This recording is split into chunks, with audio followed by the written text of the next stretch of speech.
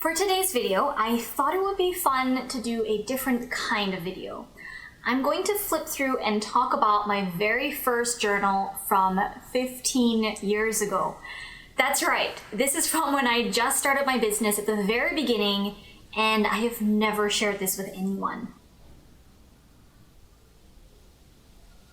I'm so glad I kept this journal because it would be interesting to see where my head was at the time. And I'm sure I've got some stories to share along the way. By the way, if you are new to me or my channel, my name is May Pak, and I help makers, artists, and designers make a living from selling their handmade products online. So let's head on over to my desk and take a look. All right, here we are. This is my very first journal, and it turns out it's a business journal because I didn't write any other kind of journals.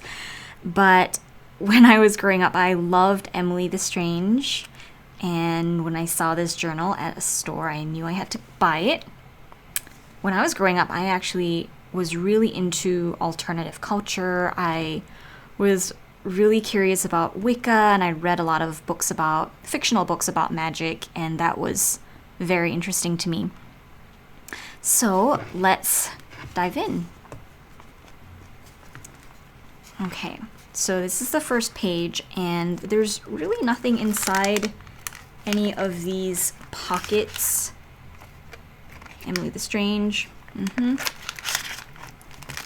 And this is the only thing I could find in these little pockets.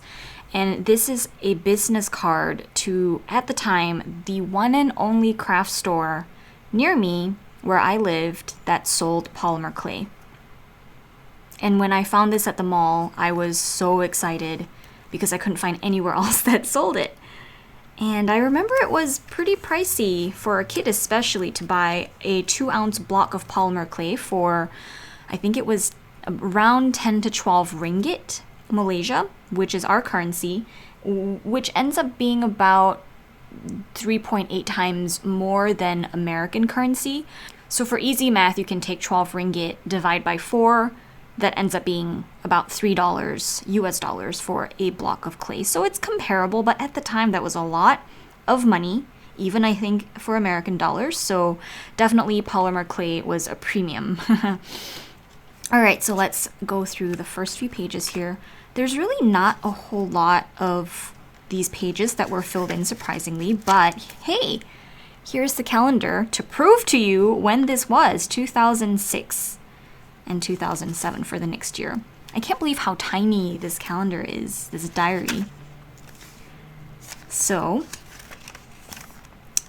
I see that the first page here, I've written down postage rates because it was not easy at the time to find out what that was in Malaysia. There wasn't like an easy website that we could go to. And it looks like here I actually had to call or actually visit the post office to get these rates. So registered airmail, it would take 14 days to arrive to America from Malaysia. And it would cost me 3 ringgit and 90 cents, which is about $1 US dollar. And then for every additional 10 grams, it would be like, that much more. Nothing super interesting, but nowadays we can just get these postage rates online super easy. So I actually want to share with you some of the pages in the back here that I added into this binder because it turns out those were actually notes that I took for my business before I actually started filling this diary in. So chronologically, it kind of starts with this one.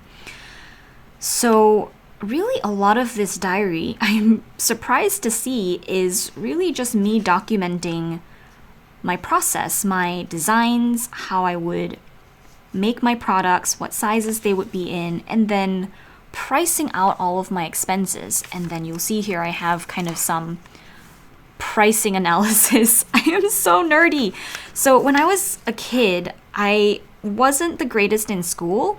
Like, I didn't really get very good grades. It was really hard for me to memorize things. I was a terrible student, but I always did my homework. But the best subject for me was math. So I think that is very clear seeing this journal.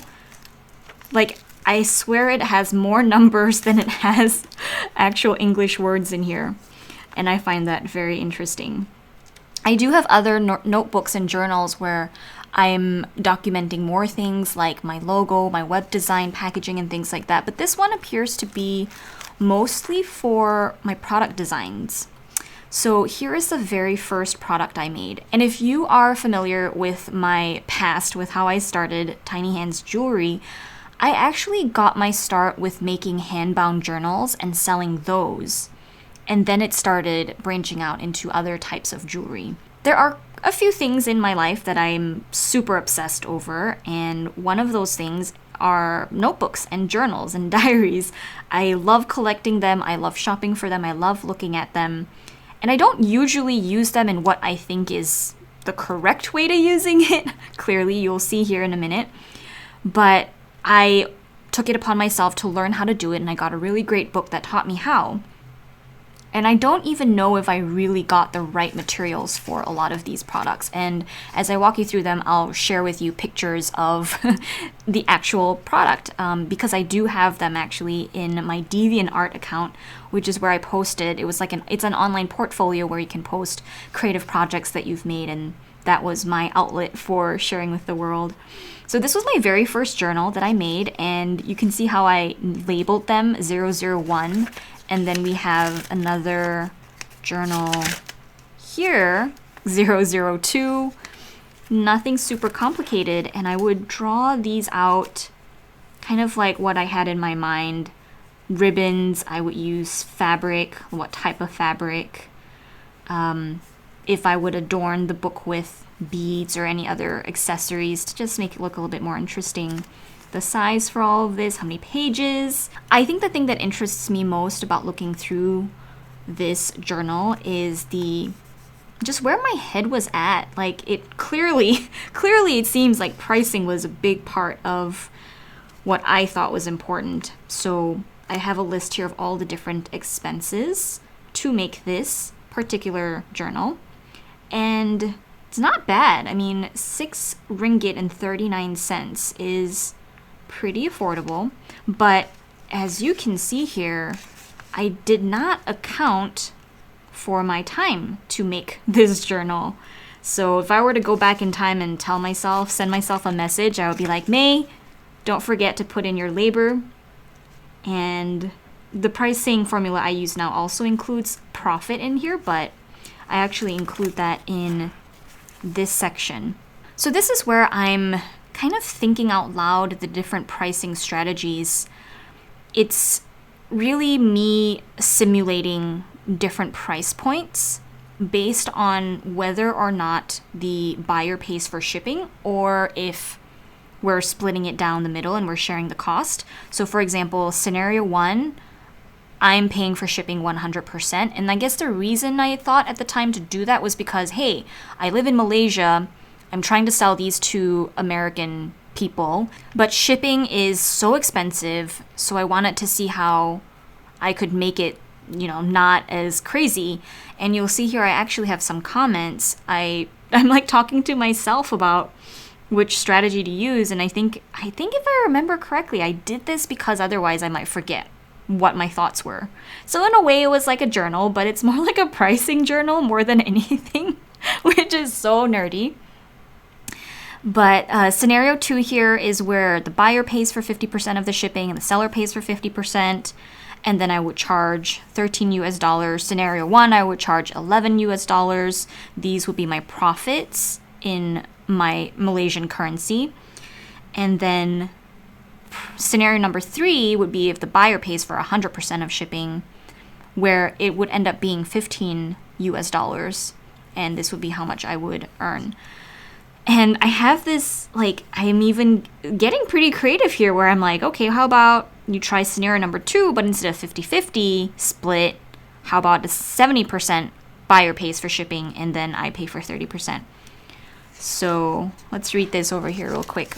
I think plan number 2 is best because $13 doesn't sound too expensive for a homemade journal, nor too cheap. It is fair that both the buyer and seller pays for the shipping costs compared to plan 1, where the seller, me, has to pay 100% of the shipping costs. I lose almost half of the benefits I would gain with plan 2. Plan 3 is the most rewarding for me, but the most expensive, so buyers might be put off by the price. Oh, this is another note I would give myself. I mean, these handbound journals that I made took hours and hours to do. I loved making them, but they also turned out really cute. And honestly, I think like $15 for a handmade journal, I don't think people in America would hesitate to pay that. So if I were to go back in time and send myself a message again, I would tell myself, just go with $15. Like the difference between $15 and $13 is so, you can't even tell the difference. Just go with that. But you know, I was a kid. I didn't know anything. So basically, the rest of the journal is, oh gosh, and look at that. So this was these 2 pages were basically like my notes for this one product, and I dated it 14th December 2005. I told you guys I've been doing this for a long time. And here we actually have my plans for packaging, how I'm going to put this in a, I don't know, package. So I ended up using like a plastic sleeve and with like a hang tag at the top, and then I stapled it. And I think I definitely printed this in my home printer. And I probably designed that myself. Icon trademark. I'm like, what? Here I am thinking, here's another word that says icon trademark. I don't remember what this is. Clearly, I didn't know anything about intellectual property and how trademarks work, because maybe I'm talking about a logo here? I don't remember. But then the journal would go inside the plastic sleeve, and that would be how I would ship it. So here's another product. Here's another journal, kind of the designs for them. I think this was maybe like, I don't know if I was thinking of doing a sticker or handwritten note. I don't really have the best handwriting, so I think I probably wasn't thinking of doing handwritten notes. So a lot of the same thing, and haha, here we have product descriptions, I think. So this is referencing that very first journal that I showed you. Beautiful hand-bound hardcover journal. Here's the dimensions, the weight, 60 high-quality paper pages, excluding cover. Covers fabric on cardboard, ribbons pasted on the sides with beads and sequins, hand-stitched. Makes a perfect gift or a little notebook for your own personal use. Not the best product description, but hey, I've always struggled with words, and I mean, for like 15, 16-year-old girl, I think that's not bad at all. Not that I'm any better today, so I hire out all of my product descriptions because I'm so terrible at writing them.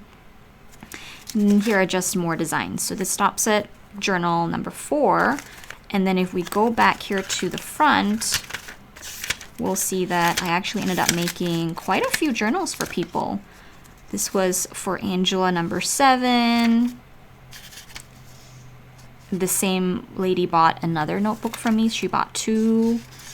So, oh, and then here is, in documentation in writing, my very first piece of jewelry that I made and sold.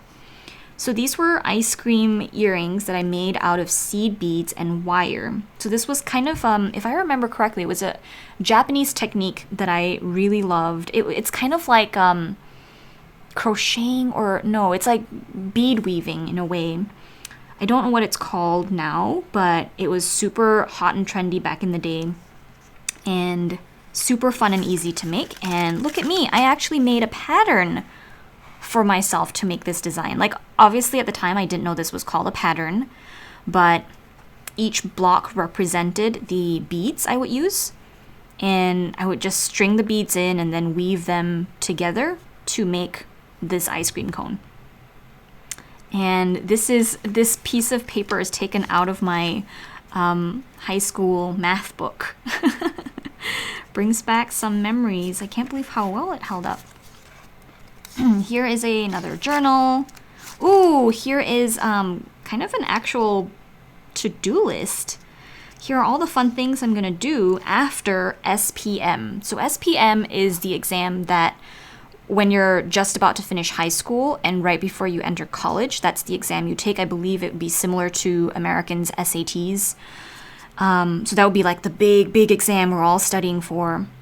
And of course, after you take this super huge exam, there's a lot of celebratory things here. Find part-time job, make some clay jewelry, clean room, find prom dress, celebrate birthday, go to prom, get driving license. Wow. What is life? This is life being a kid. And then just more journals, and there's really nothing in here. I guess I didn't really use this a whole lot. I wonder where else I would have written my notes, but I think it was really all in here. My other journals and notebooks later in the years of my business were much more interesting than this. It's kind of boring actually. This is more like a pricing book than anything. Another journal here. Oh, and you can tell from the little drawing here that this is a notebook where the side of it, the spine of the book, was exposed, so you can actually see the thread from sewing the pages together. Aha! And here is my very first foray into making polymer clay jewelry. So this is a carrot, in case you can't tell. I don't know if I've said this out loud before, but I am a terrible drawer, and this is proof that I am terrible at drawing. I'm sure I can get better if I practice, but carrot-shaped pendant, price, oh gosh, I was gonna sell this for $3 US each. And I think that was a fair price because it really didn't look great. And here's another charm that I made. It was a little flower. And here's the price for it. And here, oh gosh, so this was the very first piece of polymer clay jewelry that I made that I was actually proud of. It was a little strawberry. I put some black seed beads in it for the seeds. And it was just super cute. A lot cuter than the flower and the carrot anyway. And the watermelon. That one was okay. I think it turned out well. But another journal here. I actually have in here. Ooh! Whoa! See, I told you I was a nerd. This is my single page of bookkeeping. Because in school, we learned in accounting class how to do bookkeeping. This is the debit column. This is the credit column. And here's me listing out all of my expenses on the right-hand column. And then all of the sales that I made. Look at that. So I sold the third handbound journal that I ever made on January 1st, 2006 for 30 ringgit. That's less than $10.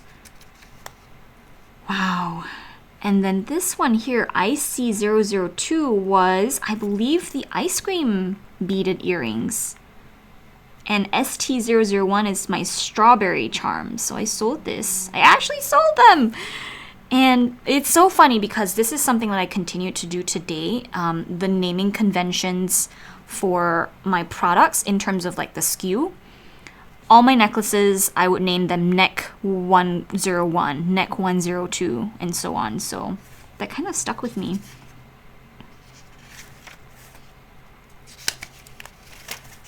And then none of these pages are used. And then we come over here to see that I had the common sense to document my color recipes.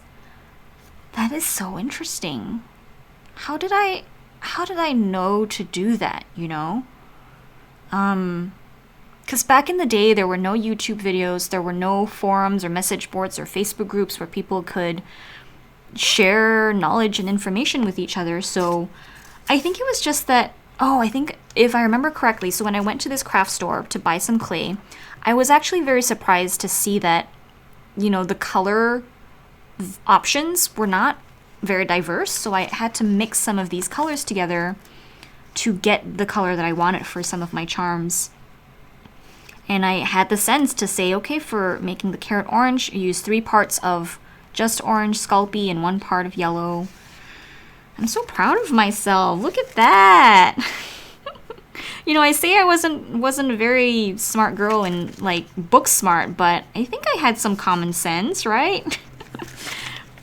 And that's really it. And I did use some of these, the address book to keep information of some of my customers. Obviously, I'm not going to show you that because it has sensitive information, but that's it. That is it. This is so interesting. Oh, and this last bit here, I don't know what this one is. I think this is just an extension of this page. But, oh, and I think I get it now. These pages are all hand cut from like printing paper. That's what these extra pages are. I didn't have a journal. I just wrote my ideas down on printing paper and then I cut it up and I put it to this binder. Wow, look at the pages. It's just, it's aged. This is a receipt. It seems like the only receipt that I kept or got. So this is a fabric store where I used to live. It's not even really a receipt. Where is the information on here? There's like nothing on it. Huh. Oh, it's there! It's just so washed out you can barely see it. So I think I bought some fabric here and it was 12 ringgit and 90 cents per meter. That was probably how we did it. Wow. Crazy. And then more designs. I actually remember this one design here.